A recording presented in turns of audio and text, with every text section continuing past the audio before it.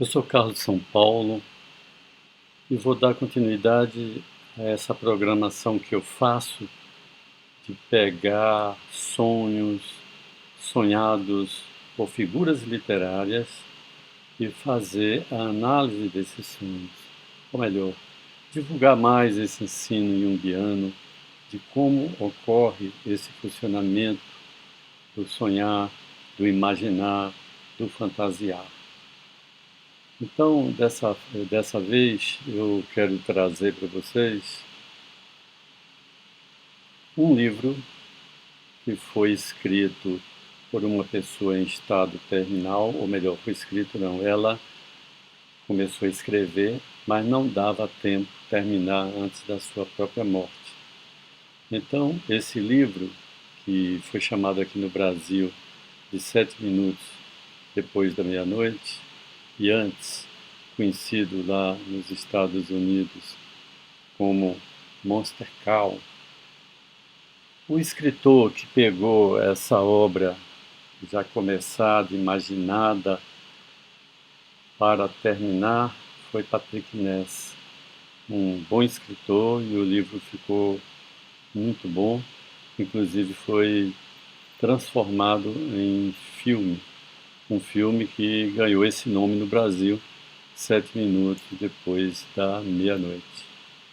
Bom, mas o que é que nós tratamos aqui nesse livro? Uma criança de 13 anos está prestes a perder sua mãe, que é portadora de um câncer terminal. No entanto, não há esperança por parte da medicina, consequentemente, a avó materna do menino também acha que ela vai a óbito e já previne esse garoto para que vá morar com ela, e o garoto, por isso, tem muita raiva dessa avó, porque essa avó é como se estivesse dizendo para ele: olha, ela vai morrer e você vai morar comigo. E ele queria desfrutar desse outro espaço, de ela poder sobreviver, ter algum remédio milagroso.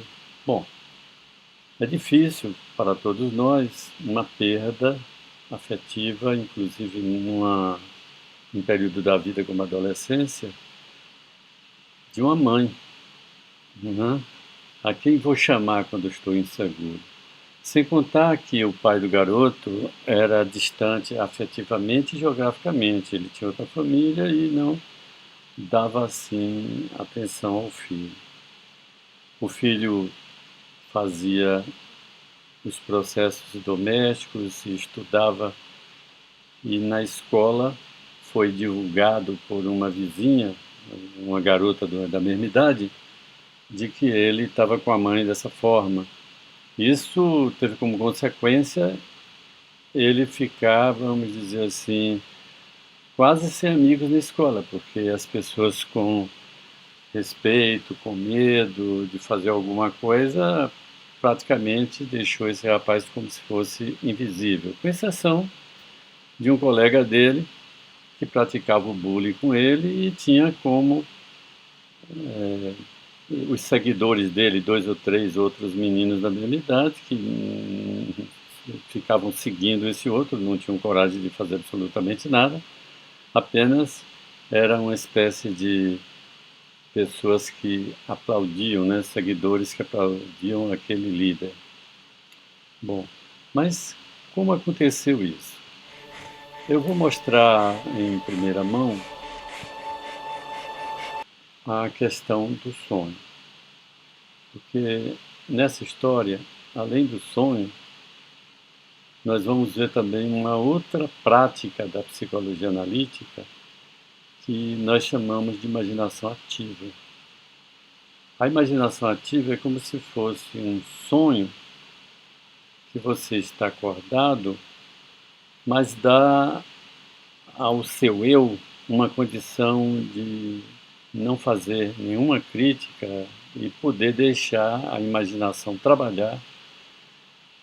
E isso, para uma criança, é muito mais fácil, mas de qualquer modo o adulto pode praticar, e nós praticamos isso para ter o entendimento da nossa imaginação, porque o que ocorre em nossas vidas, a nossa forma de imaginar e como imaginamos é o que vai produzir uma maneira de autorregulação da psique, onde a consciência e o inconsciente, que é o oculto que se revela, vai fazer isso através de imagens simbólicas.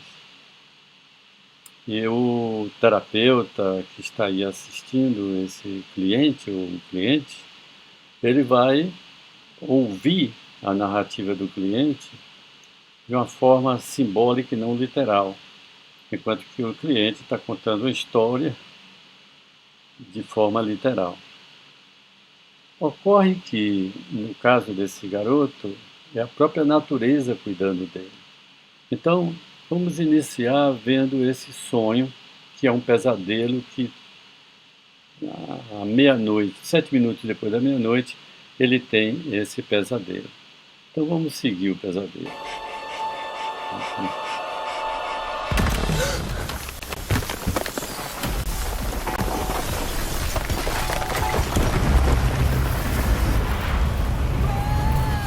Você vê que tem uma árvore logo no início. Essa árvore, ele enxerga ela na vida real a partir da sua janela, do seu quarto. É o teixo, uma árvore milenar, cujos frutos são venenosos, mas ela foi muito utilizada pelos boticários na construção de remédios de cura.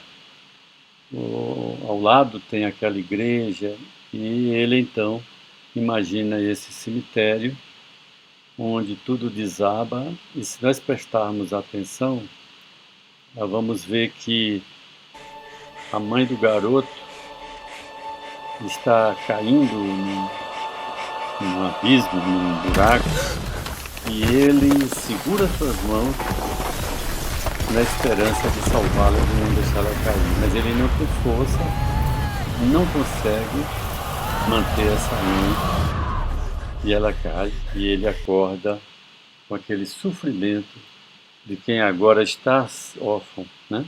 Ele perde a mãe.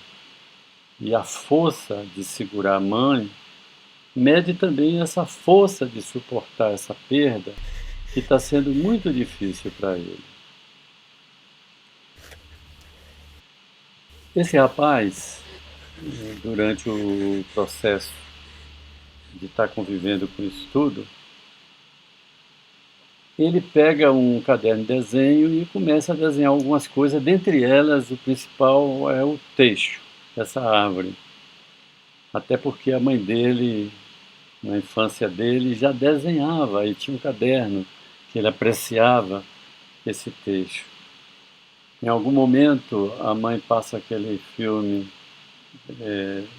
de um gorila gigante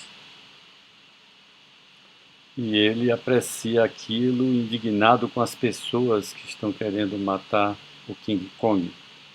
E aí a mãe explica que os homens, qualquer coisa diferente deles, eles reagem, eles não conseguem conviver com aquilo que é muito diferente.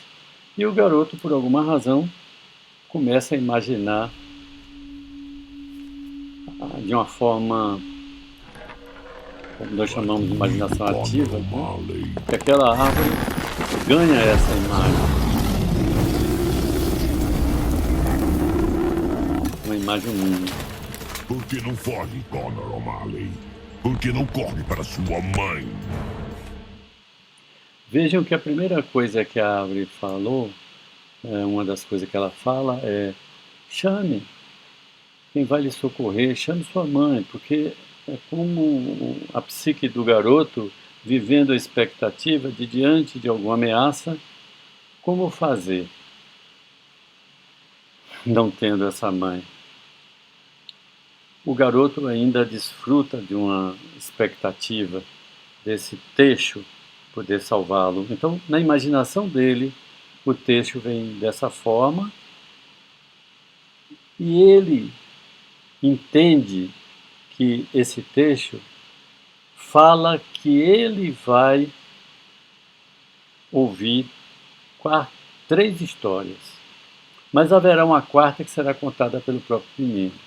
Então, a história que na mente dele é como se fosse criada pelo Teixo, claro que é criada pelo próprio O'Malley, que é o nome do garoto.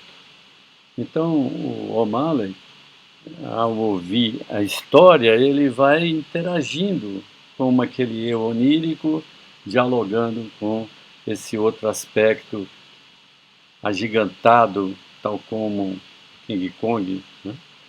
E agigantado tal como o sofrimento, o complexo que ele tem que enfrentar.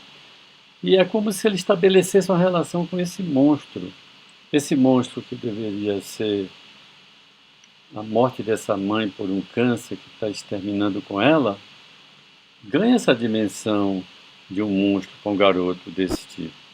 Então, a primeira história que a árvore conta, ou que esse menino cria em nome dessa árvore, contando, é a história de um rei que perde os 4 filhos, perde a esposa e fica somente um neto.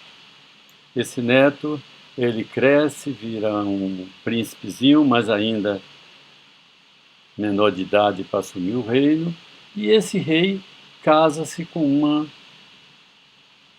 a que vai ser a rainha. Então ele casa-se e essa rainha é tida como uma bruxa, é o que se ouve falar lá no reino. Por quê? Porque esse rei morreu e o entendimento é que ela dava veneno a ele para que ela pudesse governar, que ela tinha anseios por esse reino. Posteriormente, o príncipe vai gostar de uma filha de um fazendeiro, mas essa rainha começa a ser entendida como aquela que matou o rei e agora assume como rainha.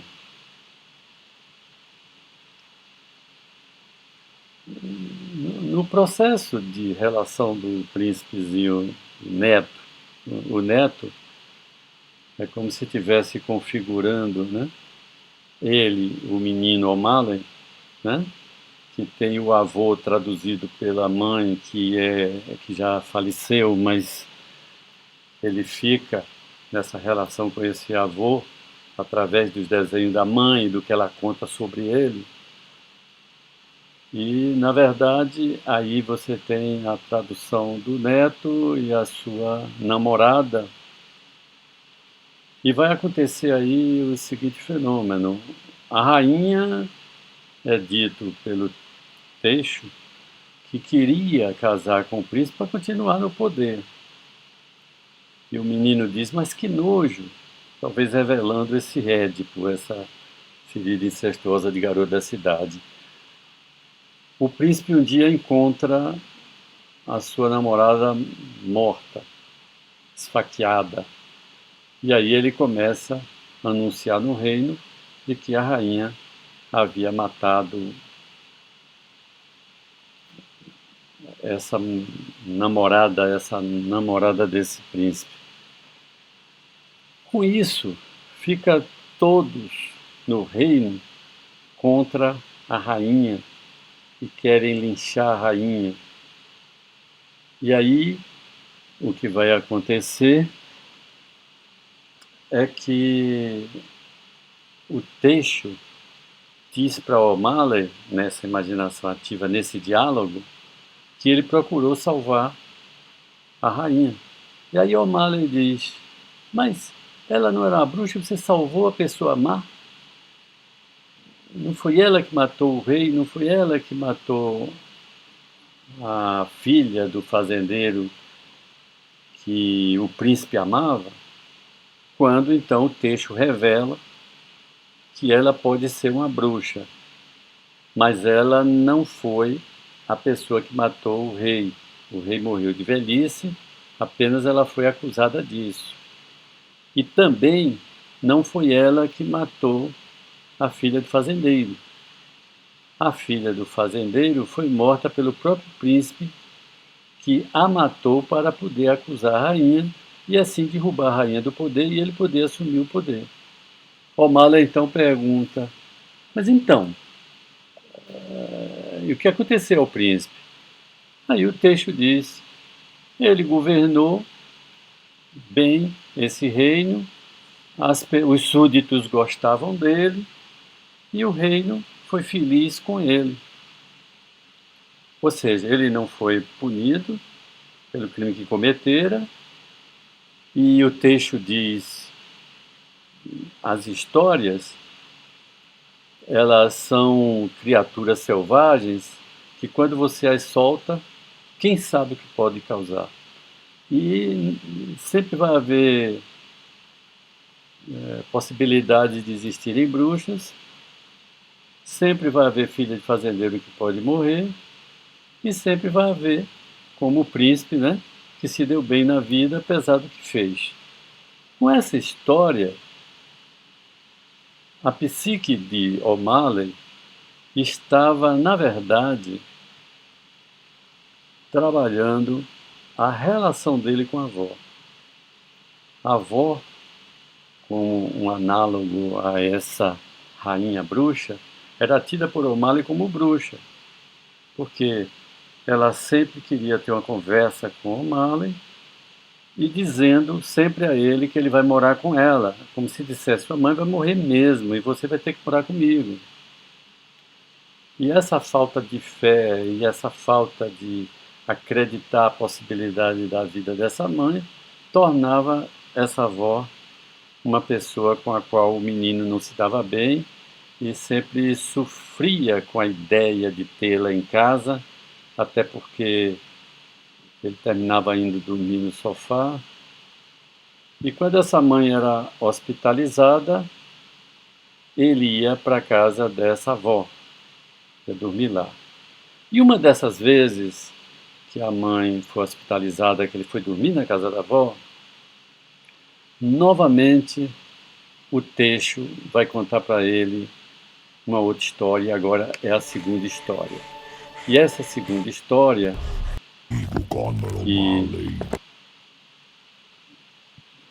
que é depois do que nós acabamos de falar,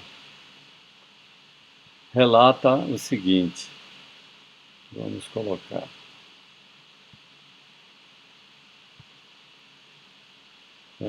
Essa segunda história conta que havia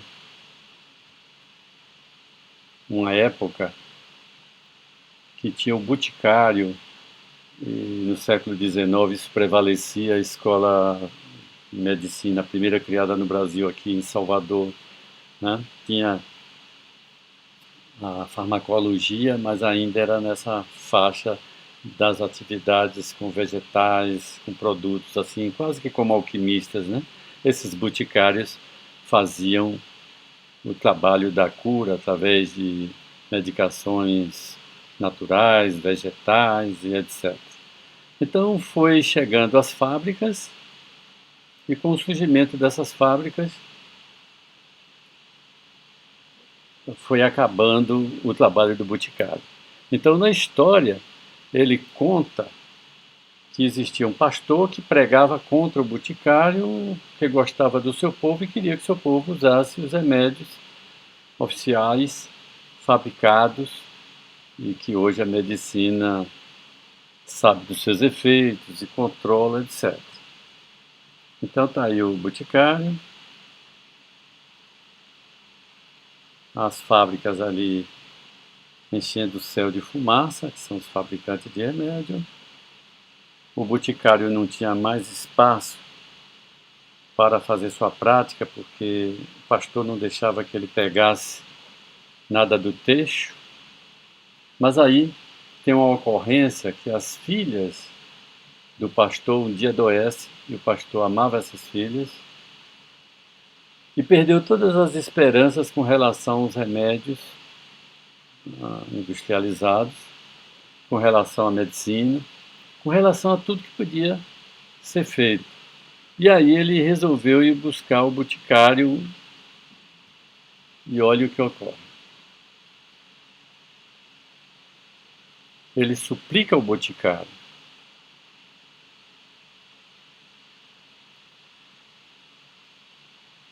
Homem de fé sem... E o Boticário se nega a curar suas filhas. Por quê? Porque quando o Boticário pergunta a ele, você... porque o pastor promete não fazer mais propaganda contra e tudo. Aí o Boticário diz, então você negaria tudo que fosse necessário que eu pedisse? Até renegava a sua fé? Ele, sim, eu renegava a minha fé. Aí o Boticário diz, então não tem jeito, porque você negando sua fé, então não vai haver essa possibilidade de cura. Olha o que ocorre.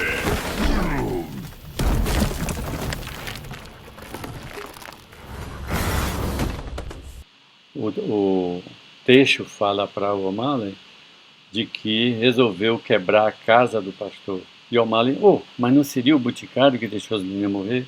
Ele diz, não, mas o pastor é um homem de fé que renega a sua fé, que deixa de ter fé, mesmo sendo ele um homem de fé.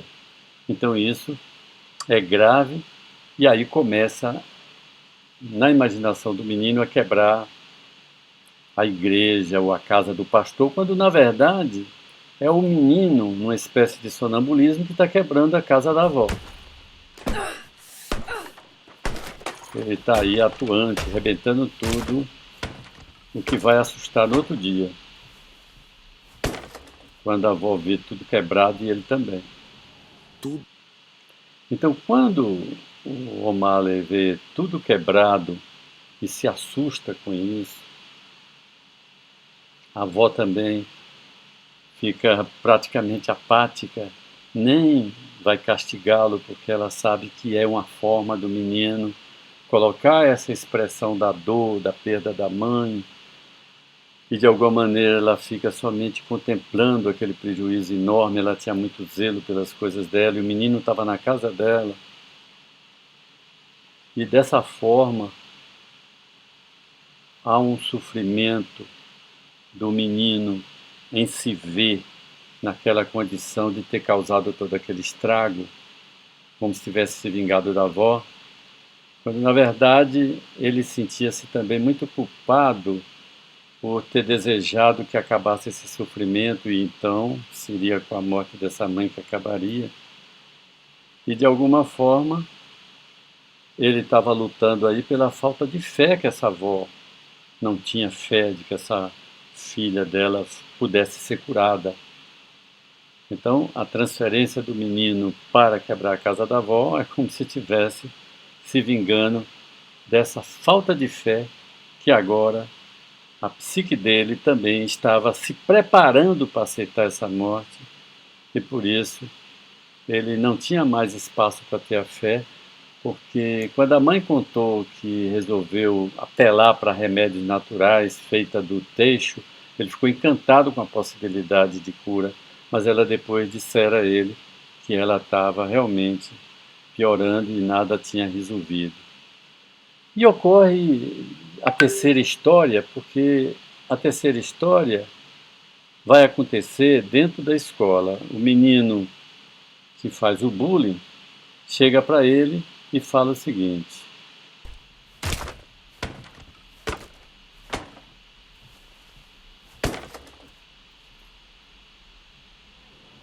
tudo o que você quer é alguém pra te machucar. Mas quer saber? Eu não sou mais esse cara.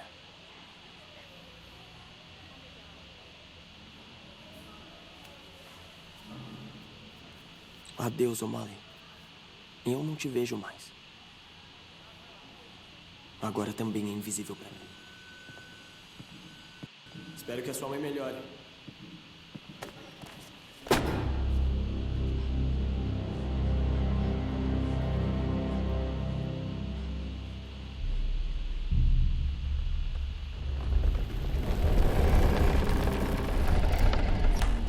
Era uma vez um homem invisível que estava cansado de não ser visto. Ele não era invisível de verdade. As pessoas que tinham se acostumado a não vê-lo. Um dia, o homem invisível não pôde mais aguentar.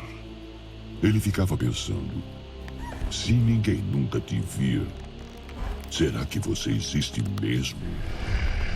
Sou invisível! Você me ouviu? Não sou invisível! Então, o que ocorreu é que o menino, com essa dor de ser invisível para os colegas, e o único que podia fazê-lo sentir existindo, porque um beijo é melhor do que um tapa, mas um tapa é melhor do que indiferença. Então, no momento que esse rapaz falou que ia considerá-lo também invisível, ele reage transferindo toda aquela energia de dor da perda dessa mãe para agredir esse rapaz, que terminou sendo até hospitalizado e de alguma maneira foi compreendido pela direção do colégio sobre essa situação. Então, vejam que a situação que a psique fez, como se ele estivesse imaginando aquele monstro, aquela árvore acompanhando ele, e o relógio marcasse 7 minutos depois da meia-noite. Foi esse momento que ele criou toda essa força de poder expressar tudo que sofrera antes, somado ao que estava por vir. E a quarta história, que seria ele para contar ao texto, vai ocorrer quando a avó vai buscá-lo às pressas, porque a mãe está numa fase realmente de morrendo, e ele chega, imagina novamente o texto que o empurra para que ele finalmente possa aceitar a verdade, abraçar essa mãe e segurá-la para que ela realmente possa ir. E assim aconteceu. Após essa mãe ter falecido, aí ele vai voltar a olhar aqueles cadernos que a mãe desenhava, e a gente pode apreciar nesses cadernos que a mãe desenhava todas aquelas imagens que fez parte da imaginação ativa do O'Malley. Um gigante, essas figuras, todas elas apareceram na imaginação dele. Esse gigante,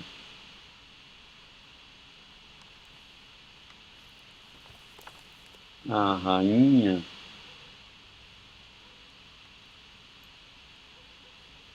e foram essas imagens, esse imaginar, esse processo natural que a natureza nos dá, que nos permite fazer frente ao que quer que seja que ocorra em nossas vidas. Essa possibilidade da imaginação é que faz com que até, aí está o Boticário, até a morte possamos criar nossos mitos, nossas fantasias para enfrentá-la. E aí está o retratinho da mãe. Então, o processo do imaginar de O'Malley fez com que ele pudesse, como um menino de 13 anos, velho para ser uma criança, mas muito novo para enfrentar tal situação e ser um adulto. E dessa maneira ele consegue fazer essa autorregulação da psique para não entrar na loucura, e sim para transitar e evoluir e sair dessa situação de uma forma saudável. Ou seja, graças à nossa capacidade desse instinto de reflexão e de criatividade, é que criamos os mitos, criamos as histórias, e são essas histórias que são importantes para compreendermos que são elas que estão direcionando nossas vidas. Precisamos sim ter uma forma de criar nossas fantasias e nossos mitos para dar sustentação à nossa vida, e dessa maneira a gente enfrentar o mais difícil, como a morte, o adoecer, a inevitabilidade do envelhecimento. Tudo isso nós somos sustentados pelos nossos mitos. Então, Até a próxima.